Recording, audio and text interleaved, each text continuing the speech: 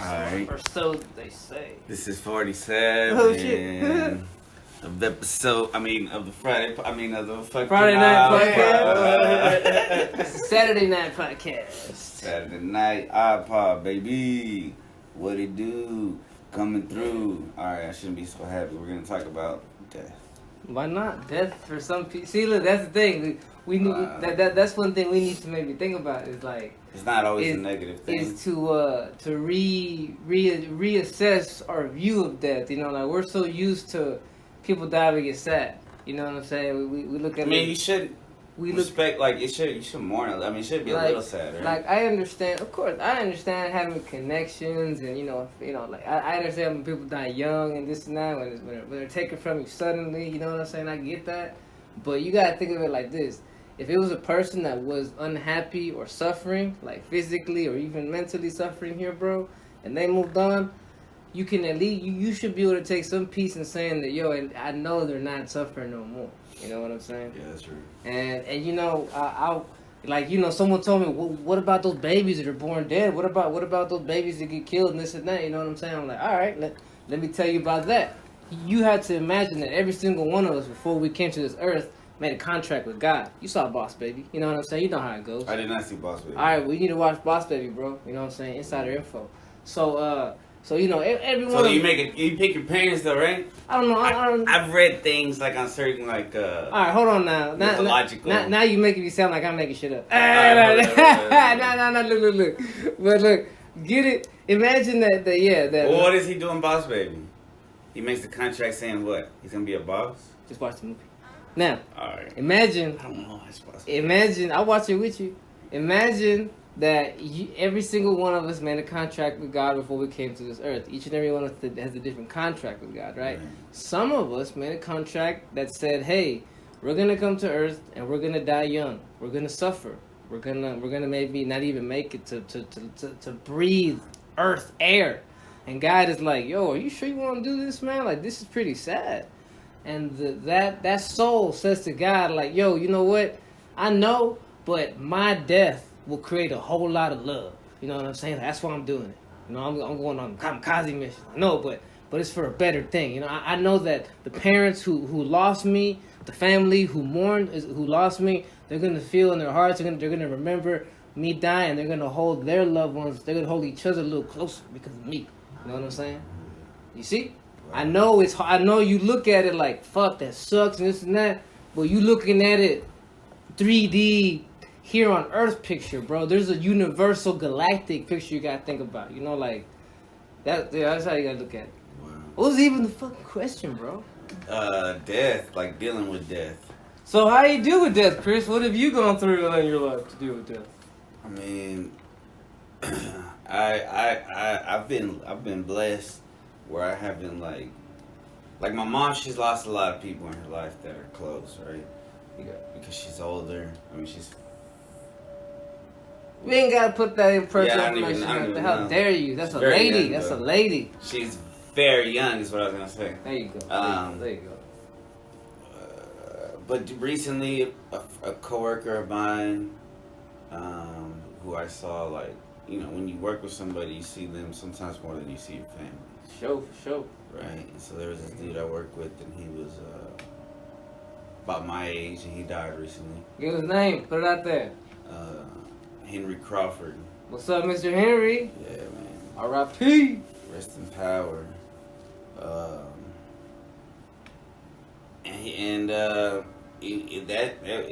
It's weird, man. That shit was weird, and it's okay to say you got sad. It's okay to say it was hard. You know what I'm saying? Yeah. Especially going back to work. Yeah. Like, that's very tough. Of course. Very tough.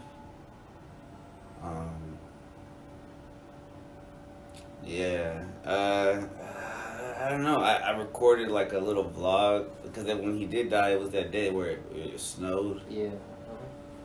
And I was just talking about because like supposedly he died from COVID, right? Mm-hmm. And I talked about how, it may or may not have saved him if he would have exercised or did certain things differently. Mm-hmm. But I'm I'm gonna try to do those things because like life is short. Life can be short, right? So if there is things that you can do to maybe prolong your life a little longer, give yourself, because there's been studies that show that like exercise can help prevent or lessen the symptoms of COVID, right? And that was like on some CNBC shit. Like if you follow me on my social media, you see that shit. But it just like it was very sad going to work and then just seeing how like, but it was also inspiring. And I was like, man, I gotta do it for him. It's very hard to put it in words. Of course. You know what I'm saying? So I feel like I'm like just scattered. I don't know if I like cried. How did you deal with it? I guess that's what this podcast Just going to work every day. Keep on keeping on, basically. Keep on keeping on. Do you still feel sad about it now? It makes me, yeah, like because like I'm the type of person like I'll get real depressed sometimes. So I'll be like, man, I wish like sometimes I like before he passed away, I'd be like, man, sometimes I wish I was dead. Right? And then when somebody that you see all the fucking time that's very young and shit, and then they die, it's like, damn, I really don't wish that.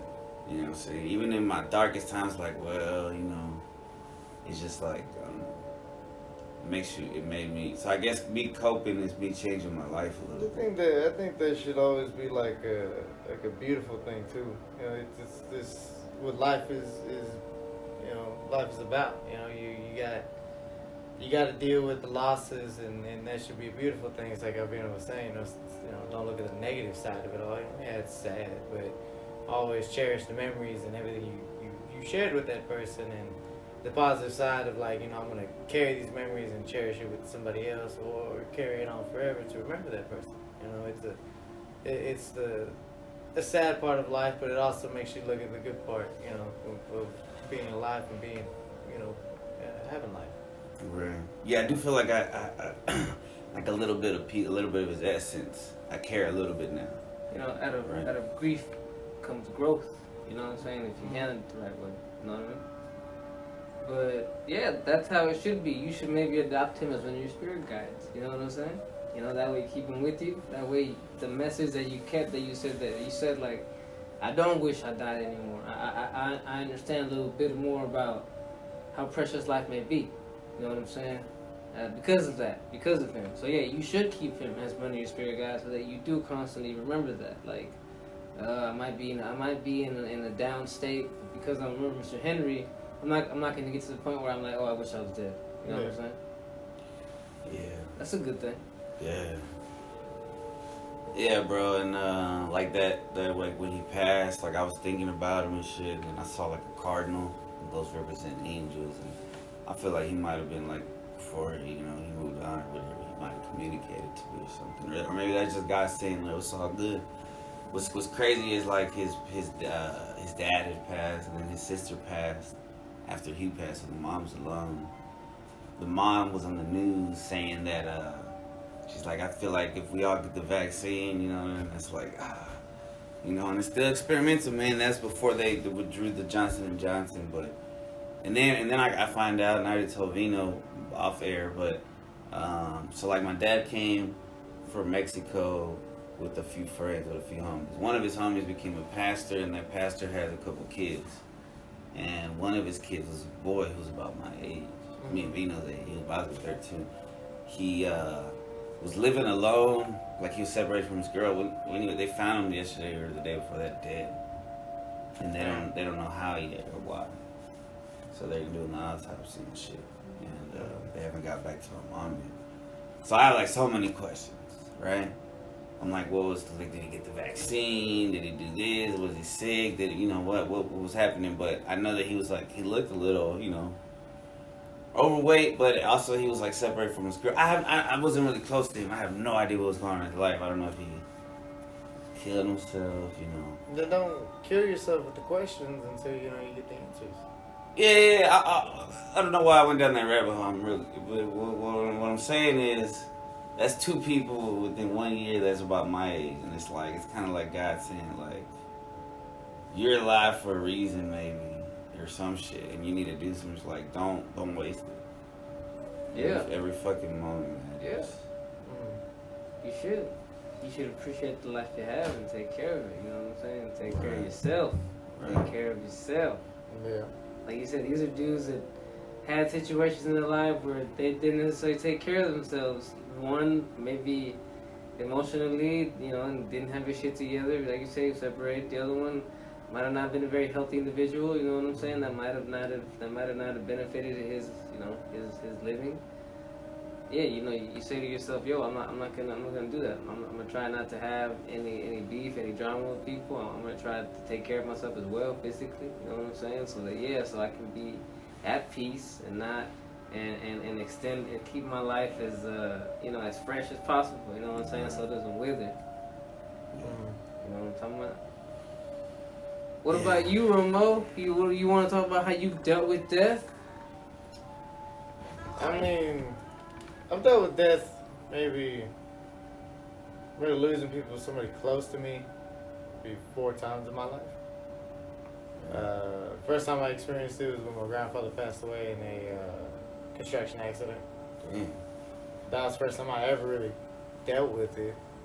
And it really hit me until we were burying him. But you ain't gonna see him no more. How old Yeah. are you? I was like 7 years old. No, I was 9. I was 9, 10 years old when I first dealt with it. No one really told me really much. You know, I kind of kept to myself about it for years on end. And the next death I had to deal with was the death of a football coach. Died of a heart attack. Shout out to Coach Mo. Damn. Does Desmond know him? Is that coach Yeah, in high Desmond school? know him. Yeah, you Shout know, out to Desmond. he was our freshman coach when we were freshmen in high school, all the way to about senior year. He had a heart attack before he went to school, and he got there. He had a heart attack in the office and pronounced dead in the afternoon, and that's when we found out. Damn. Went to the funeral, kind of dealt with that on my own. So y'all knew him all 4 years of high school. Mm. Shit. He watched us grow up. He watched me from when He didn't just watch it. He kind of he helped coached. raise y'all a He little helped bit. raise me from the point of when I was a 5'4", out of shape lineman going into my freshman year to when I went in my senior year. I was in shape. I was about 180 pounds of stock muscle, but I could hold my own against anybody as a lineman. And being tiny, I could hold my own. He saw Romo go from hot Cheetos and soda to blacks and tobacco packs. You know what I'm saying? Tobacco. That's you before started all using that. tobacco. That was actually before all that. He never saw me do all that. When did you meet Roma? Was Roma in high school? No, Was afterwards? he was already working. Mm. So you were in shape and shit, and then you got big again. Mm. Oh, okay. He went through a downward spiral again. Yeah, that was leading up to the third death, which was the death of my youngest cousin, John Christopher Romo. Shout out JC. I remember, you know, he was always in and out of the hospital when he was younger. He died of cystic fibrosis. What is that? He was It's a- sick. It's a disease, it's a lung disease. It's basically like you have like a common cold or a flu type symptoms every single day of your life. Like you're just functioning with one Is lung. that like worse than asthma? Yeah. Yeah. Think of like, you know, when one of your lungs goes out, you're only functioning on one lung. You know, like imagine you have 2 lungs and you're breathing normally right now. Imagine having one of those out No, I can't. and you're constantly like Crazy. coughing up and it's It's terrible, bro. in and out of the hospital constantly. He had it worse. It's terrible. And that's before like somebody now could probably get like edibles or some shit, and that could like help some of their symptoms. No, it wouldn't. It wouldn't. No. It really wouldn't. It's a hereditary thing. It's something that if both your parents have it, you'll get it. If one of your parents have it and the other one doesn't, then you won't So get one it. of his parents had it. Both of them had it. Both of his parents had it. Were they And his parents divorced. And this right? was, they're divorced. But this was before. were they related? But his parents didn't divorce while the boys No. were alive, right? They divorced after. They didn't have an unhappy marriage. I don't want to speak on that. That's more of their personal business. I don't want to air out anybody's dirty laundry. That's between them, you know. But after those two passed away, the marriage did. Yeah, Damn, both I boys passed away. don't think any marriage could take that, bro. Well, and you also got to take it like he died when I was 18, 19 years old. And no, I was about 20, 19, 20, and my cousin Ryan had just turned 21 and he passed away. That was JC's brother. That was, yes, Victor Ryan Roman was his brother, his oldest brother. So one was Shout out 21. Victor. And one was 13. Shit. So that. And they both had the same disease. They both passed away, and John's hit me hard, and that's why I kind of like it really hit me hard, because to see somebody that you look at as like your hero just go down like that, it really hurts you. And I wasn't the one ever at that point to really talk to anybody. I mean, if anybody knew how I felt at that point, it was probably just Vino. If it was anybody else that knew how I felt, how much it devastated me, and then when Ryan died, that really just drove me down.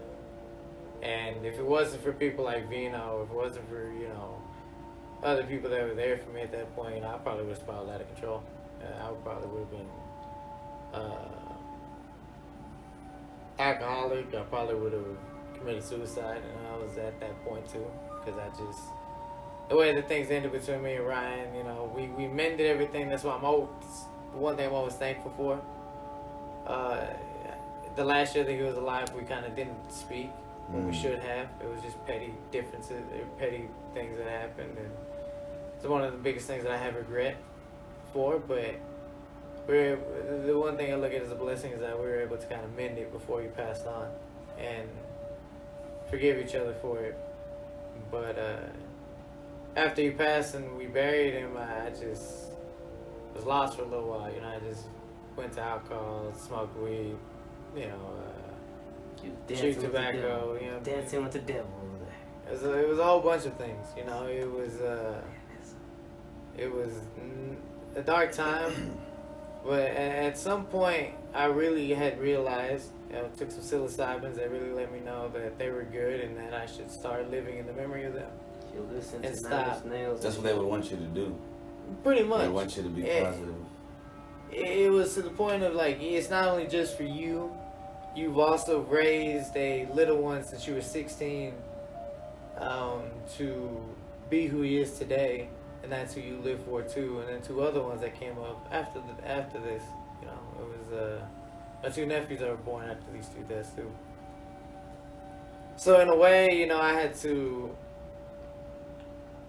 grow up and kind of live forward and live on in their memories and cherish the memories that I had with them, because I had loving memories with them, bro. I grew up with them. They were like brothers to me, and I always cherish those memories and know that the stories that I have with them, I'll be able to share with my nephews, and I'll be able to share more stories with them, and know that those two are watching over me. Also my coach, my grandfather, that they're always watching over me, and know that anytime I need to speak to them, I just need to, pray and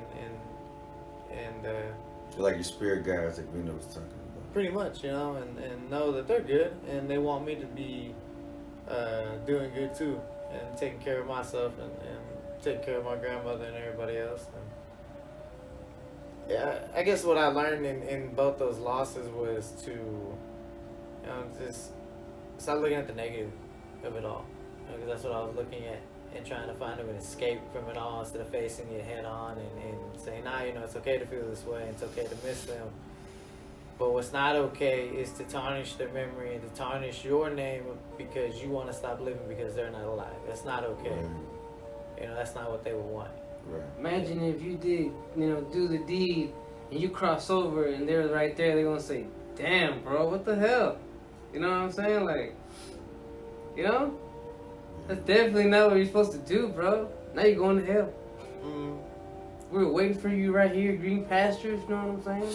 And it took a while after the death to kind of talk to my main family again, but after a while I kind of learned to just keep going forward. You got to represent your name as do you want your Romo name to be represented as somebody after two of them died that y'all didn't continue on, you're just kind of shelled up and stayed shelled? It's like, nah, I want to represent it more, representing how they would want it represented, Right.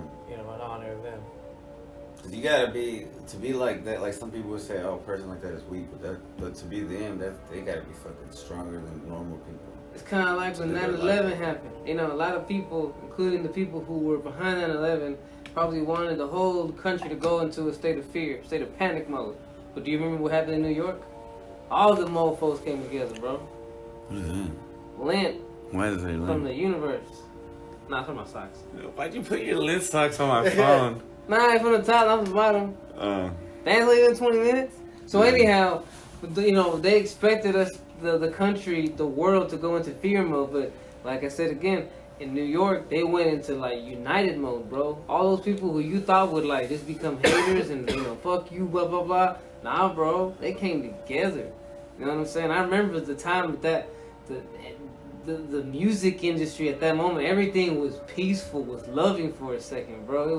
It was amazing. Was that when that What's Going On remix came out with like Ja Rule and shit? I don't remember, but I remember that's when that girl Enya, like I said, she's not really a singer. She's like a folk singer from Ireland or something like that, right? Her album was #1 forever because her song was like, it was bringing peace to the world. It was Who Can Say, Who Can Say. You can go listen Sing to it. Nah, I can't. Nah, I'm not gonna do it. You wanna try? Nah, it's touching, bro. Say? But that's it's a chick. No, her voice sounds like a little angel. Romo will put her on after this podcast. You know what I'm saying? Trademark and all that shit. But trust me, that song was #1. Like I said, everybody was united. It was ridiculously beautiful. You know what I'm saying? And that's how you have to learn to look at death. You know what I'm saying? Like out of this sadness, we have to find the happiness and the joy. And Celebrate their life. Yeah. Yeah. It's funny because my death story, the first one, is pretty gruesome. There's a lesson behind it, but like it's pretty bumming. It's pretty sad. So, I used to go to church when I was a little kid, like probably from the ages of like 7 to like maybe 11. I went to this church with my mom, and we got pretty cool with some of the people there at church. Some of the families there, we got pretty close to them. And one of the families there had a son who was like a hardcore gangbanger. You know what I'm saying? Like that dude was like if you think of what a cholo looked like, this dude did it. He was real. You know what I'm saying? Yeah. And so he ended up coming to church one time, and he accepted Jesus Christ as his Lord and Savior, all that stuff. He repented for his sins and this and that. And yeah, it's cool. But a few months later, we hear that something happened to him. Apparently, he was at a gas station, and he was doing his thing, and pump some gas and whatnot. And a couple of rivals, pull up, and they see him, and they get out of the car, and they start beating on him with like shit. They start beating him up, and these guys were savages, so they got the pump, and they doused him with the gasoline and set him on fire. Jeez. You know what I'm saying? Yeah, it just took off. You know what I mean? And I don't know how quick the fire got put out, but homeboy was in the hospital, and it turns out that one of the people at our church was a doctor at that hospital. So man, like a synchronicity, right? So he's like, nah, you know what? I'm gonna do everything I can. You know what I'm saying? Like, this and that, but it was bad, bro. Like he said, like, I never got to go, never got to see him, but they said that like he was unrecognizable. You know what I'm saying? Like it was bad, and he didn't make it. He died. And I remember hearing like, damn. So died from what? He died from being set on fire. Yeah, being set on fire and being beat up and shit. Like, yeah. But he found Jesus right before that. Yeah. That's the one thing my mom kept on telling me. But he found Jesus. So you know what? Like, it's something. His soul will find some kind of rest. Some kind of peace. But anyhow, the funeral. That's like you said. That's when it hit me. You know what I'm saying? Because, like, his mama, bro, like you only see this shit in the movies and shit, but like when they were lowering that casket, bro, like she was like, no, take me too, like and it was like, oh man, like that's when it hit you, bro, like damn. And I was cool with his little brother. Me and his little brother had like we were cool. We would hang out. And when we had the kids classes, church kid classes. Right. And I remember his little brother too, bro. Was just like his little kid, just like you could tell that he was just didn't know how to take it. Right. And it was unnatural. And for me, that was a lesson, bro. Like this is what death causes, and this is what doing shit like what he did causes. This is why when I got older and I got sort of started getting cool with some game bangers, like I didn't ever go in like that. I never went in all the way. You were always cautious. Because I knew this is what could happen. I didn't want my mama jumping on my coffin when I'm getting lower talking about, don't take him, take me with him. You know what I'm saying? Like, fuck. You know what I'm saying? That was probably the first time I dealt with death like that. Trying to think. I'm gonna go ahead and say when my uncle died, it was hard because I felt like he died a pretty sad dude, you know, but I think, even like I said, natural, I think once you move on, you know, you get to, you know, once you move on, You get all the knowledge. you know you know everything. You know everything. So I think him moving on, he's like, yeah, some of those decisions some of the things that happened up to my death were decisions I made. You know, he made. You know, he knows it. He knows it. You know, he knows that he should have done better. He was one of those diabetic dudes that refused to take care of himself. So they started chopping off his body parts. You know what I'm saying? Bro. And that just made him more depressed. So that makes you want to take care of yourself even less. And he died. I mean, he died. You know, he died. You know. Yeah, bro. Yeah, and I remember, you know, that was an interesting one because I was more at peace with that because I said I knew he was in a better place. I knew how bummed out every day he was, how his life wasn't happy. Because I remember him when I knew him. I met him when I was a little kid. Since I was like probably 4 years old. You know what I mean? You know, he was always a really funny guy. He was always good to me. You know what I'm saying? I remember he's one of the few men in my life that didn't disappoint me. You know what I'm saying? Damn. He was a good dude. And you know, but I knew that he was in a better place. He wasn't suffering. He wasn't sad. Right. So it didn't really bum me out like that. You know, even I think I was like 19, 20 when he passed on. I remember that. And then after that, I remember I lost a work buddy. Like you talking about, I lost a work buddy too. And when I found out, it sucked, man. It sucked. And you know what? Him too. I know that him moving on. He knows that there's stuff he did, you know, he took steroids, you know what I'm saying? And it's not, and when you take steroids, you know, you really gotta like go all out. You gotta go work out and you have to go and like fucking, you know, go or your heart can explode or you have a heart attack, which is what happened. He died in sleep. He died in sleep and, you know, and as soon as I heard about it, you know, obviously I was like, fuck, it shocks me, but, you know, the whole warehouse was bummed out. But I knew right away, I was like, it's that shit, bro. He would post it on Facebook too, like, look, this is my new stack. You know, that's what they call it when you order the shipments of steroids. Legal? Not really. You know what I'm saying? You have to order from really shady companies and shit like that.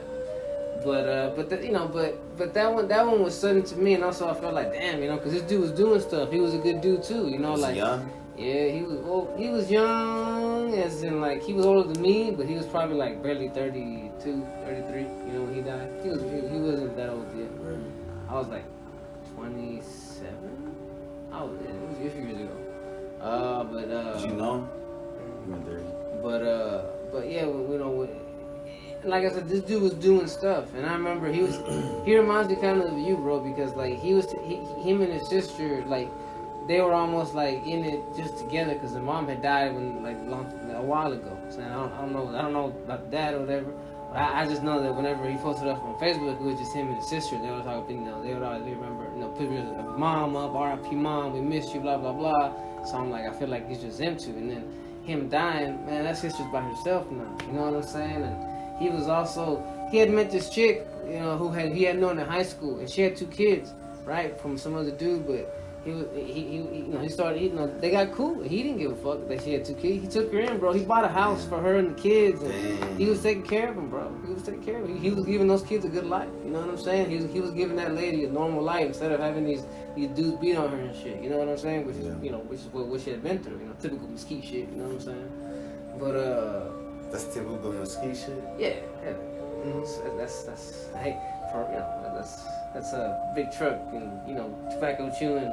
You know that Natty Light living, you know, area over there. Captain Natty. Yeah, there you go. I don't even know what that is. That's that chew? That's that beer. Oh, okay. Natty Light. Pack Light. Yeah, Natural Light. Natty Light. Water. Basically. Yeah. That I don't know. I'm not gonna get on the beer podcast, but when Homeboy went, you know, like I felt really sad because of that, because he left behind a lot of shit. You know what I'm saying? But I'm sure that him moving on, he's like, that's on me. I shouldn't have been doing that shit. You know what I'm saying? See, that's what killed him? Yeah, I think so. Like I said, he probably, you know, Yeah, was he? Because like, was he in shape? Yeah, for a while, this dude was like, when he was working out hardcore and taking the shift, yeah, man, homeboy was swole. Like he would walk around work with a cowboy hat and like just a muscle shirt all day. Boy, motherfucker be ripped. Yeah. You know, he'd be saying, "Come on, bro, let me know if you're interested, bro. You know what's up." I'm like, "I'll let you know." And obviously, I'm not into that stuff. You know what I'm saying?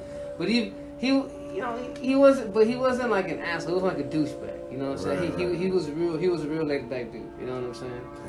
And yeah, you know, like I said, him moving on, he knows that. Yeah, you know, that was the decision I made, and look what it cost me. You know, like I told you, his sister. Now he, you know, she's like, fuck. You know, like I hope she's okay. You know, I don't know him like that. You know, you wish you did. You wish you knew her like that, so you go check up on people, right? Like, hey, you know, like damn. Another one, the most recent one I dealt with was the lady who had employed my mom since I was like 4 years old. You got, and to me, this lady meant a lot, bro, because like I said, this lady was paying my mom for work. My mom, that was the only job she had, so you know, my mom did that job up until this lady died. You know, she's still working there. Now the husband is by himself. Right. But bro, without this lady, there's no clothes on my back. There's no gas in my mom's car. My mom has no car. We have no apartment. We have, you know, no food in the fridge. You know what I'm saying? This lady and her husband, bro, put everything on me. You know, they gave us everything. You know what I'm saying? I know my mom's prideful self. You know, yeah, you worked for it, but still, they give it to her. You know what I'm saying? I'm not taking that away from my mama, but without these people, we wouldn't have that. If she hadn't employed you, what happened exactly? We don't know. Right. You know what I'm saying? I mean, it could have been somebody else, but it might not have been as good. Right? I mean, they were a good boss. No matter, like that's. Yeah, they took care of us basically. A good boss can. That's incredible. Yeah, and they did, man. My mom was able to give me a whole lot of shit that a lot of kids probably wouldn't able to have because of these people. You know what I'm saying? I got to kick up the match. I remember the year that the Ranger scooter came out. Like this lady bought me that shit, bro. You know what I'm saying? I felt cool as fuck. I felt like all the cool kids. I have a Ranger scooter too. You know what I'm saying? Racer. My grandma got me a Racer. Oh, hey man, fuck it, bro. Fuck it, bro. It's a scooter, bro. It's still the thing. But you know what? One of the things that I do for this lady, bro, because when she once told my mom, she's like, when I die, I don't want to get buried. She goes, no one will come visit me anyway. Well, she died last June. Man, that sucks. So, and then she got buried around September, October. No, my bad. Rewind. She got buried around August. So her grave has been like active or whatever, you know, there since about August, October. Well, me and my wife, we every month at least once we go and we leave flowers, and I'm there and I'm meant to, you know, I have my little, you know, catching up with her, you know. For sure, somebody. I also know she's in a better place. She wasn't happy here no more. You know what I'm saying? You know, and yeah, you know that's why it didn't bum me out. You know, when my mom passed on, my mom was kind of sad, but I was like, yeah, you know, it's good. It's better. It's better for her. She's happy now. You know, she's over there with all her little puppies that she had while she was around. That all passed on. You know what I'm saying? Right. And but yeah, you know, through her, bro, like I like you said, you keep their memory alive by being the awesome version of you that they know you can be. You know what I'm saying? Your cousins, they know the awesome version you can be, the most badass you can be, and they see it, and they want you to be it. Instead of being all bummed out all the time, instead of doubting yourself all the time, they want you to see you how they see you too. They're like, come on, Nick, you know why you doubt yourself, bro? You know you got everything, bro. What you waiting for? You know, Mr. Crawford. You know what I'm saying? And who else? The other one you talking Giovanni. about? Yeah, bro. They would want to see you, you know, being happy and being the best version of Chris you can be, bro. You know, they'd be like, bro, from this side it looks so easy. You know what I'm saying? You got everything you need to be the best version of yourself. We see it, you do it, and you know, if you don't do it for yourself because you're fucking lazy, do it for them. You know what I'm saying? Them who you say you love and you want to make proud. Come on, bro. You know what I'm saying? Yeah. You know, I think it's one way we can kind of wrap this up too.